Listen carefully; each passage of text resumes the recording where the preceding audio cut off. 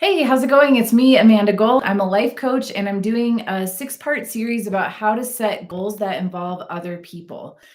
So I'm just going to dive right in. This is part two. If you want to join my free Facebook group, there's a link to that in the description. That gives you this class and many other courses and teachings. Um, it puts this all together into one thing. But right now, this is just bite-sized, short little videos to get this concept across in case you don't have 30 minutes to learn this stuff. So here we go. Part two of how to set goals that involve other people without being a manipulative, controlling weirdo. There is so much more that we can control, and that is ourselves. We can't control what another person's going to do, but we can control us. And for part two, I wanted to talk about one of the things you're doing in a goal that involves others is to become the person now that you want to be when you're with that other person. So this video series got kicked off because I got engaged.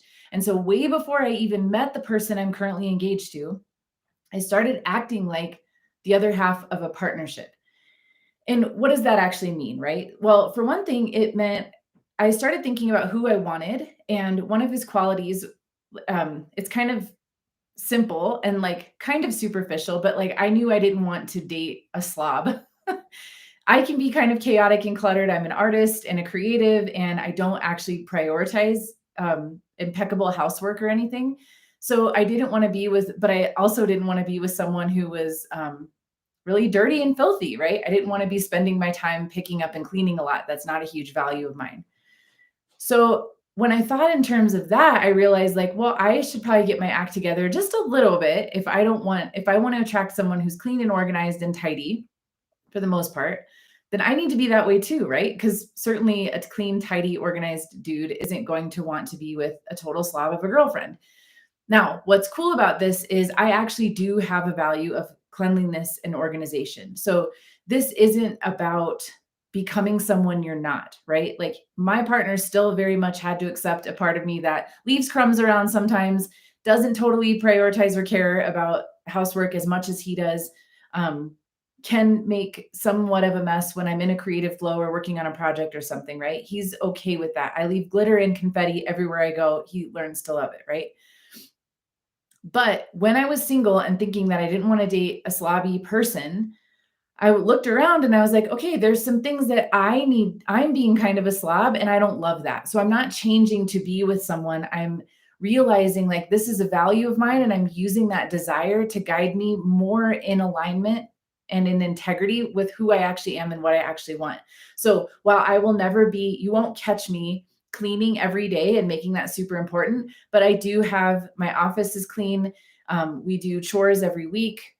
We bless the home by tidying it and keeping it nice, right? I'm not neurotic about it. I don't give a huge shit about it all the time, but it's clean enough, right? And I realized through clarifying that with what I wanted in a partner that I wasn't totally living up to that in my own life. My place at the time had gotten kind of wild, we'll say, right? So I started cleaning that up. And that was really cool because, again, it wasn't about me conforming myself to be someone I wasn't.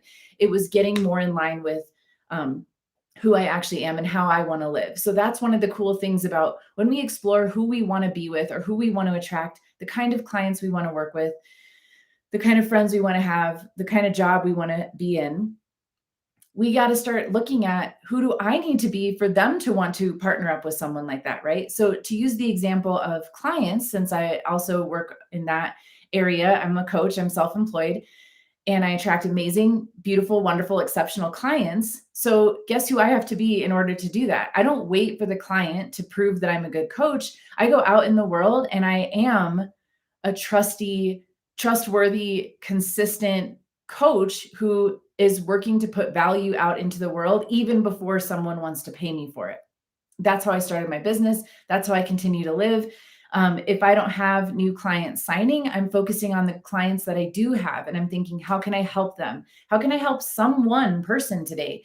How can I say what I think could help someone in a different way so they can understand it, right? So you never have to wait for the other person to start being who you want to be, right? Like if you know that you value humor, you don't wait for someone to come along and take you to a comedy show or make you laugh. You go out into the world and find the things and be that fun loving laughing person now, right? go out and be the really good partner slash friend now, even to yourself, right? So this is a really good example. If you know that with a partner, you want to be honest and committed, and maybe monogamy is a value of yours. And you're thinking, well, I can't like prove that I'm not going to cheat on someone until I'm dating them, right?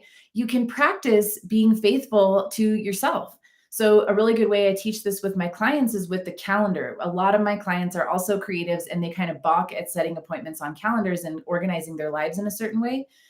And I say a calendar is just a tool for you to learn how to keep integrity and keep commitment to yourself and learn how to trust yourself. So this might sound silly in the context of a relationship, but if you set an appointment on a calendar to say work on your business or take yourself on a fun date or do something awesome or clean your house or whatever, and then it rolls around and you don't do it, that's you kind of like cheating on yourself in a way, right? That's you going back on an agreement that you had made and honored with yourself earlier. So there are lots of ways that you can practice being the kind of person that you're going to be with your future partner, friend, client, whatever. And you can get creative and start to find ways to act as if you were that person. Now, become that person, intentionally live into that ideal now. So that was part two. I will post another video in the next day or two. That will be part three. And in the meantime, I am still offering one on one coaching spots. So if you're at all curious about working with me, working with a coach, digging deeper into your goals or anything that you want in your life, I can help you get that. So if you want to just talk about it, it's free to set up a consultation. We sit and chat about what you're looking for, what you need, where you want to go, and how I could help you do that. And the way to book that is to get yourself a spot in my calendar, and I will post a link to that in the comments below. I hope this was helpful. I hope you enjoyed, and I will see you back here for the next one. Have an amazing weekend, and I'll talk to you next time. Bye.